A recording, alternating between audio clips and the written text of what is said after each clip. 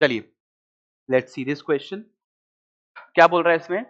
If the area of the triangle whose one vertex is the vertex of the parabola, ठीक है, एक vertex तो इस parabola के वर्टेक्स पर है, and the other two vertex are the point of intersection of this parabola with Y axis. Okay fine, यानी कि तो शिफ्टेड पैराबोला है, शिफ्टेड पैराबोला है ये तो, ठीक है। तो जो है मैं इसको शिफ्ट करके और बढ़िया से सॉल्व करूंगा, ठीक है। चलिए तो देखते हैं क्या हो सकता है इस क्वेश्चन में। सबसे पहले तो इक्वेशन क्या दिया हुआ है, वाई स्क्वायर इज इक्वल्स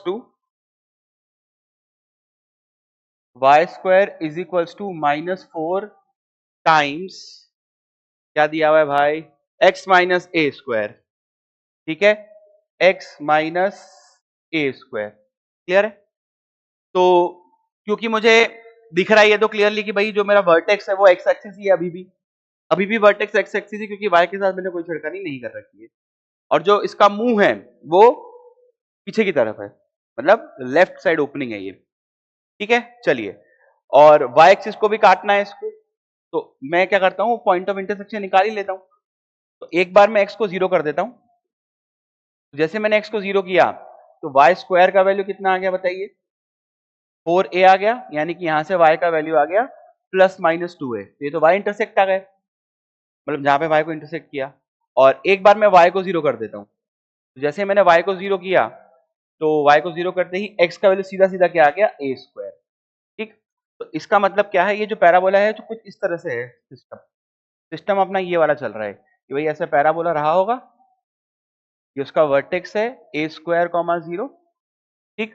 अब इसी का एक वर्टेक्स जो है वो हमारे ट्रायंगल का भी वर्टेक्स है, ठीक है। नाम वाम कुछ दिया नहीं है इसने अपनी तरफ से, तो हम मान लेंगे हमारी तरफ से, ठीक है। चलिए तो इसको a मान लेते हैं। दूसरा वर्टेक्स यहाँ पे है b, जो कि मैं ऑलरेडी निकाल चुका हूं, ये रहा 2a, एक सेकेंड, ये हो जाएगा 0,2 है, ठीक। और एक हो जाएगा नीचे वाला वर्टेक्स, इसको अपन बोल देते हैं c, ये जाएगा 0,-2 है। क्लियर है? अब इन तीनों को जोड़ के मुझे ट्रायंगल बनाना है, और इस ट्रायंगल का एरिया मुझे दिया हुआ है 250। क्लियर है? तो बस अब तो क्या दिक्कत है भाई, मुझे ये पता है कि भाई जो एक्सिस होता है वो एक्स एक्सिस है इस केस में, जो कि y के परपेंडिकुलर होता है, यानी कि ये डिस्टेंस ही मेरा हाइट है जो कि a स्क्वायर है। क्लियर है? और बेस कितना है भाई, ये पूरा का पूरा मेरा बेस है, ठीक है। पूरा बेस यानी कि ऊपर 2 है, नीचे 2 है, टोटल 4 है, ठीक है। तो बस half into base into height लगा देता हूं मैं, तो half into base into height, ये मुझे दिया हुआ है एरिया, जो कि कितना है 250, क्वेश्चन में 250 दिया हुआ है। तो यहां से सॉल्व करेंगे तो a क्यूब मेरा आ जाएगा कितना, 125। तो a का वैल्यू कितना आ गया, 5। क्या पूछ रहा था क्वेश्चन में, यही पूछ रहा था क्या? बिल्कुल। तो ये आ गया हमारा आंसर, बस ये तो सिंपल था, ठीक है।